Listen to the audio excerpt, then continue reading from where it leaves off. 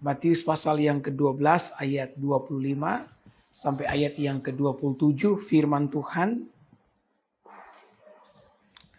Ya. Tetapi Yesus mengetahui pikiran mereka lalu berkata kepada mereka, setiap kerajaan yang terpecah-pecah pasti binasa, dan setiap kota atau rumah tangga yang terpecah-pecah tidak dapat bertahan. Demikianlah juga kalau iblis mengusir iblis, ia pun terbagi-bagi dan melawan dirinya sendiri. Bagaimanakah kerajaannya dapat bertahan? Jadi jika aku mengusir setan dengan kuasa Beelzebul, dengan kuasa siapakah pengikut-pengikutmu mengusirnya? Sebab itu merekalah yang akan menjadi hakimmu. Ya, puji Tuhan.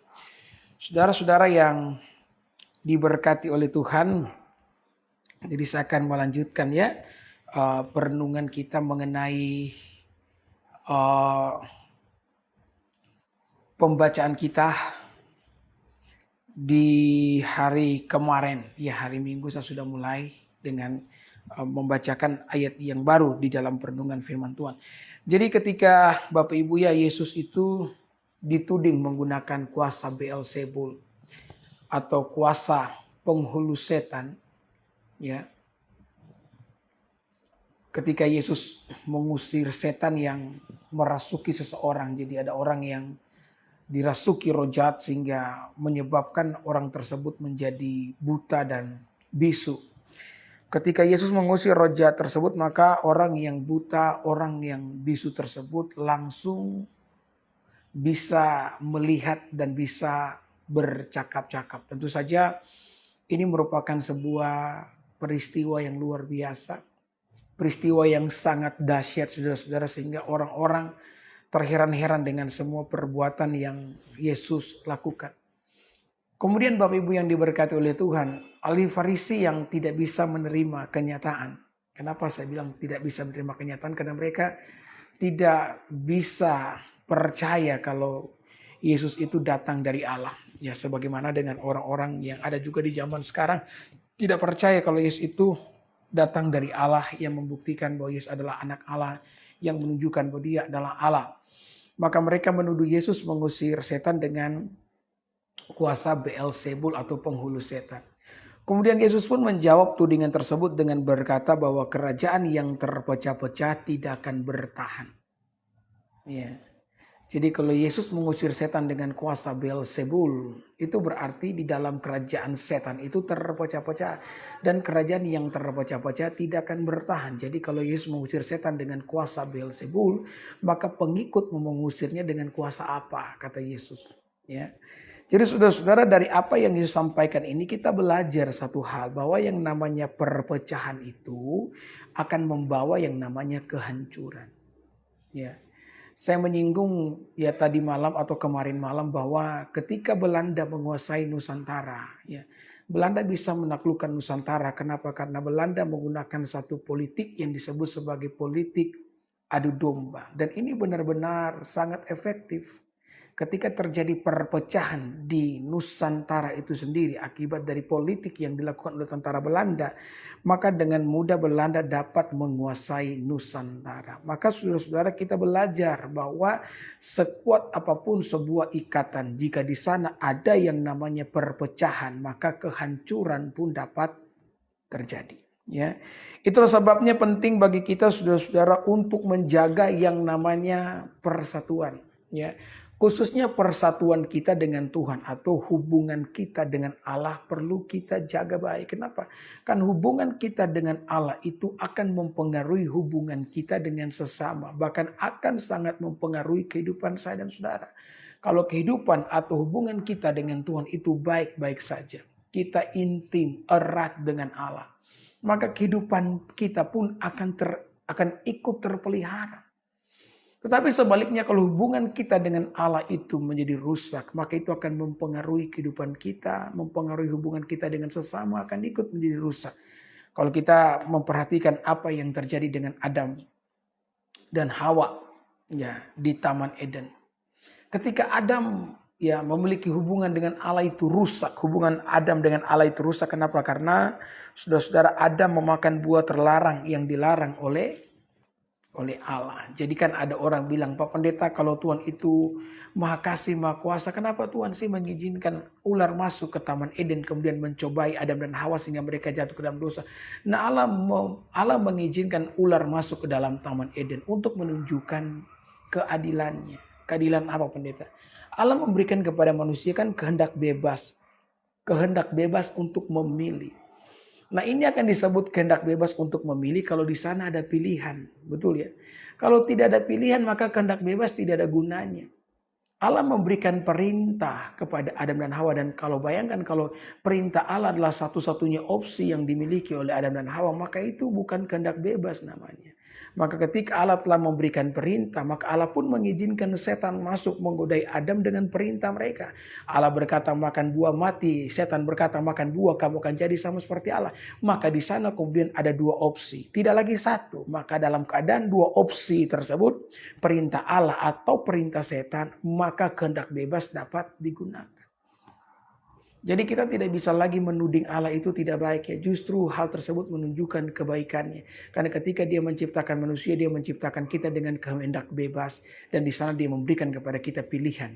Ya, atas kehendak bebas yang kita miliki. Nah, ketika Adam saudara-saudara makan buah terlarang, maka hubungan Adam dengan Allah menjadi rusak. Dan ternyata hal itu mempengaruhi hubungan Adam dengan Hawa. Ketika Allah berkata, siapakah yang memperdaya kamu makan buah terlarang? Maka dengan cepatnya, dengan mudahnya saudara-saudara, yang namanya Adam kemudian menuding istrinya sendiri sambil berkata, perempuan yang kau tempatkan di sisiku, dialah yang memaksa aku untuk makan buah tersebut. Bayangkan istrinya sendiri disebut sebagai perempuan. Artinya saudara-saudara, hubungan Adam dengan Hawa menjadi rusak. Dan ini diawali dengan kerusakan hubungan antara Adam dengan Tuhan itu sendiri. Nah, itulah saudara-saudara kenapa Yesus datang ke dalam dunia. Yesus datang ke dalam dunia untuk memulihkan hubungan manusia dengan Allah yang telah rusak itu. Makanya kita mendengar ada ayat yang sangat terkenal sekali dalam Yohanes 14 ayat yang ke-6. Yesus berkata, akulah jalan, akulah kebenaran, akulah kehidupan.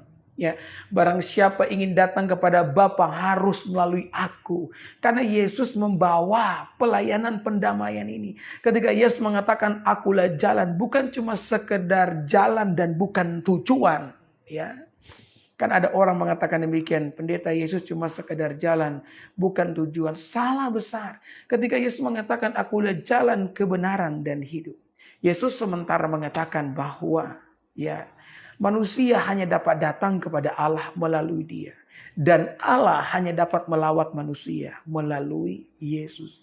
Jadi pengorbanan Kristus di atas kayu salib menjadi jalan bagi manusia untuk datang kepada Allah. Dan menjadi jalan bagi Allah untuk melawat manusia. Tanpa pengorbanan Kristus manusia tidak bisa menggapai Allah. Dan tanpa pengorbanan Kristus Allah tidak bisa melawat manusia. Ya.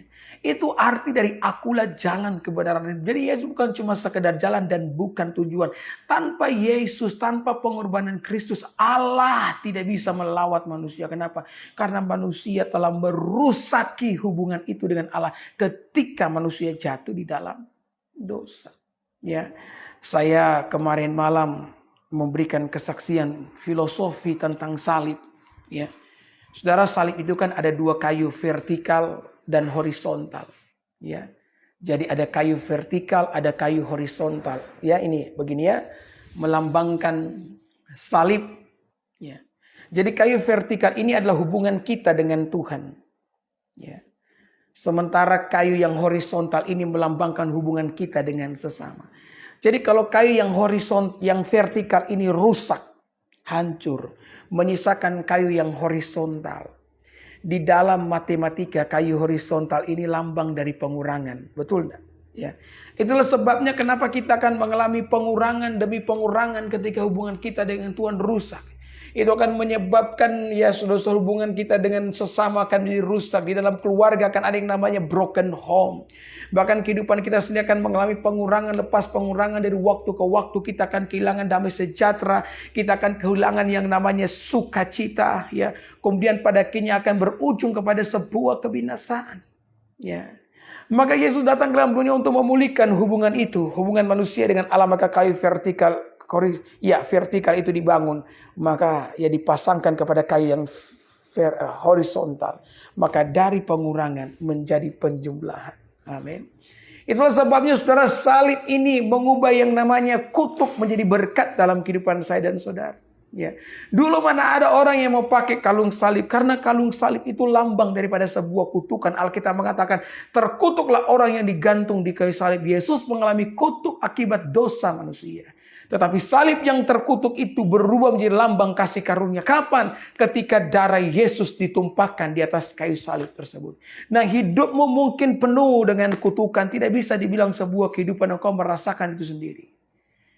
Kehidupanmu akan diubah menjadi lambang daripada kasih karunia. Sebagaimana salib menjadi lambang kasih karunia ketika darah Yesus ditumpahkan di sana. Ya. Maka saudara-saudara, penting bagi setiap kita memiliki persekutuan yang erat, yang intim dengan Allah. Dan kita tahu, kita sadar bahwa kita bisa punya hubungan yang intim dengan Allah. Karena Kristus Yesus telah berkorban bagi kita di atas kayu salib. Ya. Untuk itu apa yang harus kita lakukan? Saudara, ini yang perlu kita lakukan. Kita perlu menjaga hubungan kita dengan Allah. Dengan cara apa? Mengerjakan keselamatan. Ya. Maka dalam poin ini saya akan menjawab sekaligus beberapa pertanyaan yang sering diajukan oleh saudara-saudaraku yang beragama Islam. Ada yang berkata, Pak Pendeta, Yesus telah menebus dosa orang Kristen sehingga orang Kristen bisa melakukan dosa seenaknya. Salah. Orang yang bertanya, bahkan orang yang menuding orang Kristen bisa melakukan dosa karena dosanya telah ditebus, adalah orang-orang yang sekali lagi tidak pernah membaca Alkitab. Mereka hanya menyalin pertanyaan dari orang yang bahkan juga tidak pernah membaca Alkitab sama sekali. Ini yang saya sebut sebagai umat copy paste. Ya. Seandainya mereka mau membaca Alkitab, membuka Alkitab dengan segala kerendahan hati, mereka akan menemukan bahwa saudara-saudara, pengorbanan Kristus bukanlah sebagai alasan bagi orang Kristen untuk melakukan dosa karena dosanya telah ditebus. Tidak. Ada begitu banyak ayat yang menunjukkan bahwa orang yang hidup mengalami penebusan daripada darah Yesus adalah orang-orang yang akan hidup bertanggung jawab. Ya. Saudara, mengalami penghapusan dosa atau pengampunan dosa tidak membuat orang Kristen mendapatkan permisi untuk melakukan dosa. Ibrani pasal 6 ayat yang ke-6 mengatakan kalau seseorang telah mengecap pengampunan daripada Allah oleh karena pengorbanan Kristus dan dia kembali melakukan dosa, dia sama seperti menyalibkan Yesus untuk kedua kalinya. Kenapa saudara? Karena memang harga penebusan itu adalah darah Yesus. Maka saya berani mengatakan hanya di dalam Kristen dosa itu dianggap serius.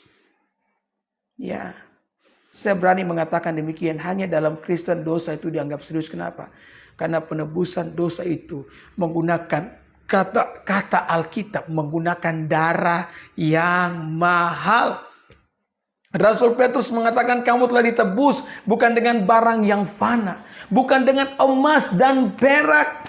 Bahkan kita menyanyikan itu kan, bukan dengan barang fana, bukan dengan emas perak kau membayar, kau menebus dosaku, melainkan dengan darah yang mahal. Jadi orang Kristen yang mengalami penebusan itu mengerti bahwa penebusan itu dilakukan dengan darah Yesus yang mahal, sehingga kita tidak akan pernah, saudara-saudara, memanfaatkan darah itu hanya untuk melakukan yang namanya dosa. Kalau orang Kristen melakukan dosa oleh karena sebuah kelemahan, itu bisa diterima.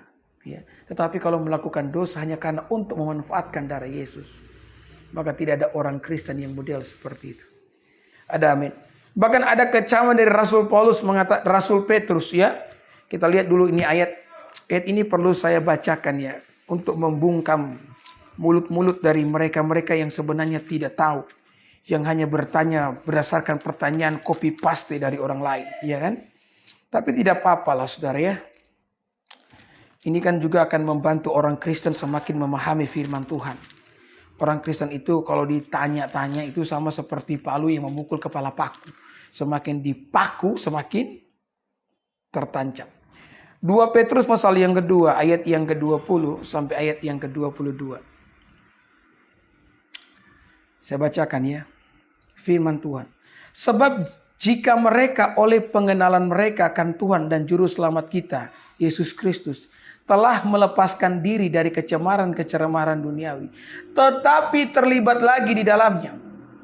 Perhatikan ini ya, terlibat lagi dalam kecemaran. Kata Alkitab, maka akhirnya keadaan mereka lebih buruk daripada keadaan yang semula. Karena itu bagi mereka adalah lebih baik jika mereka tidak pernah mengenal jalan kebenaran daripada mengenalnya, tetapi yang kemudian berbalik dari perintah kudus yang disampaikan kepada mereka. Bagi mereka cocok apa yang dikatakan peribahasa yang benar ini. Anjing kembali lagi ke muntahnya dan babi yang mandi kembali lagi ke kubangannya. Saudara, ini merupakan kecaman yang sangat luar biasa daripada Rasul Petrus. Kecaman ini diberikan kepada mereka, ya, yang berpikir memanfaatkan darah Yesus untuk melakukan dosa yang jauh lebih banyak lagi. Jadi tuduhan-tuduhan seperti ini adalah pepesan-pepesan kosong yang tidak akan pernah memberikan desakan yang berarti bagi nilai-nilai kekristenan. Ya, orang yang mengalami pengorbanan Kristus adalah orang-orang yang akan sangat mensyukuri kehidupan ini. Dan orang-orang yang akan hidup di dalam kebenaran. Itulah sebabnya saya katakan tadi bahwa yang namanya keselamatan itu perlu dikerjakan. Filipi pasal 2 ayat yang ke-12 mengatakan itu.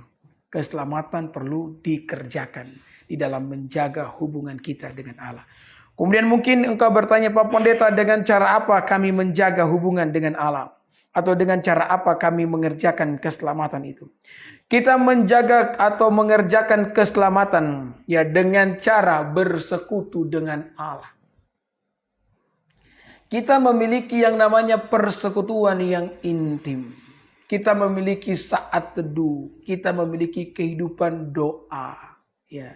Kehidupan doa adalah kehidupan yang bergantung penuh kepada Allah. Pendeta-pendeta zaman dulu mengatakan bahwa doa adalah nafas kehidupan. Kalau saudara tidak berdoa, saudara tidak bernafas.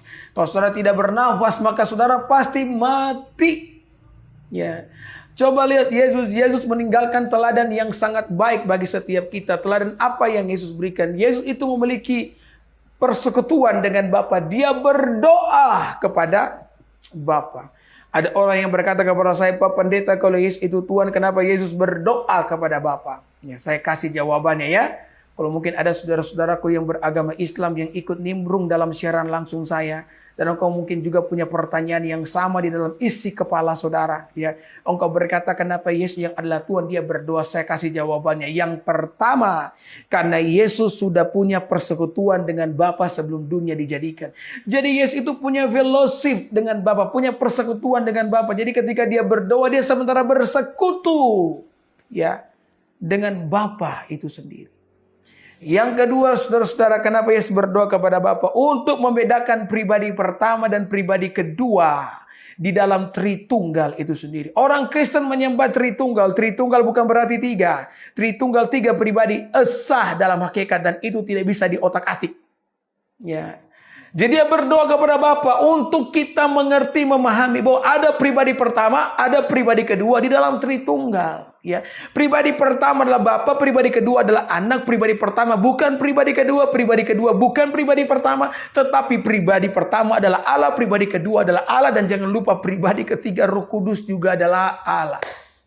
Itu alasan Yesus berdoa. Dan yang ketiga, kenapa Yesus berdoa?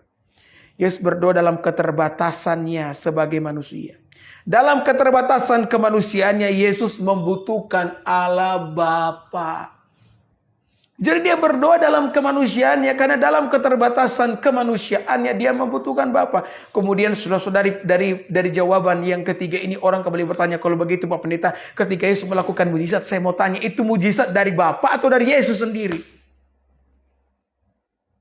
Kira-kira ketika Yesus bikin mujizat, itu mujizat dari siapa? Dari Allah atau dari Yesus sendiri? Maka saya akan menjawab, saudara, ketika Yesus melakukan mujizat, tidak ada bedanya dengan Bapa yang melakukan mujizat. Alkitab tidak pernah memberikan perbedaan antara Bapa yang melakukan mujizat atau Yesus yang melakukan mujizat. Kenapa? Karena Bapa dan Yesus adalah satu, kata Alkitab. Maka di dalam Yohanes pasal 16 ayat yang ke-15, Yesus berkata, apa yang Bapa punya adalah apa yang aku punya. Makanya Yesus mengatakan anak tidak bisa berbuat apa-apa kalau dia tidak melihat Bapa melakukannya. Kenapa? Karena apa yang dilakukan oleh Bapa itu yang dilakukan oleh anak. Apa yang dilakukan oleh anak itu juga yang dilakukan oleh Bapa, karena Bapa dan anak adalah satu. Ya. Ini yang kadang-kadang sulit dimengerti oleh kebanyakan saudara-saudaraku yang beragama Islam, yang seringkali muncul ya dalam kolom komentar. Tapi tidak apa-apa, saudara tinggal bertanya saja, nanti kami akan menjelaskan itu. Karena kami akan menafsirkan Alkitab apa adanya. Haleluya. Jadi sebagaimana Yesus punya persekutuan dengan Bapa, kita pun harus punya persekutuan dengan Bapa. Dengan cara demikianlah kita membangun hubungan. Kita menjaga kesatuan itu dengan Allah. Kalau Yesus sendiri saja sangat bergantung kepada Bapa di surga, nah apalagi setiap kita. Kita sangat membutuhkan Tuhan di dalam doa-doa kita. Maka jadi orang Kristen harus jadi orang Kristen yang berdoa. Jangan bangun pagi yang saudara cari, mana ini sandal saya. Jangan dulu cari sandal. Cari Tuhan dulu dalam doa. Jangan dulu bikin kopi. Kalaupun mau bikin kopi, masuk ke dalam dapur, bikin kopi, balik lagi ke dalam kamar sambil minum kopi, sambil bersekutu dengan Allah. Ada amin. Karena kita saudara tidak bisa hidup di hari-hari ini tanpa persekutuan dengan Allah. Kita membutuhkan persekutuan dengan Allah. Kenapa? Karena persekutuan dengan Allah akan menghasilkan kekuatan. Engkau tidak akan mudah dipatahkan. Alkitab mengatakan bulu yang patah terkulai tidak akan diputuskannya. Sumbu yang pudar nyalanya tidak akan dipadamkannya. Kenapa? Karena engkau punya persekutuan dengan Allah. Hanya mereka-mereka yang punya persekutuan dengan Allah, yang memiliki ketergantungan kepada Allah dalam doa, yang mampu bertahan untuk mengatasi kehidupan ini. Yang percaya dan yang setuju dengan saya katakan amin. Atau paling tidak saudara bisa ketik amin.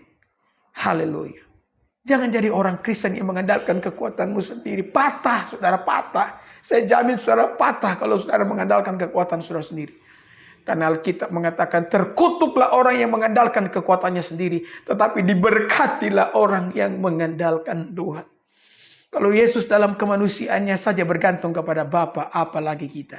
Nah ketika kita bergantung kepada Bapa, jangan hanya datang kepada Tuhan pada saat kita ada maunya ya. Karena orang Kristen kebanyakan begitu. Datang kepada Tuhan kalau ada maunya. Kalau tidak ada maunya menghilang semua. Jadi burung hantu. Ya. Kalau di Manado ada namanya burung taung, saudara.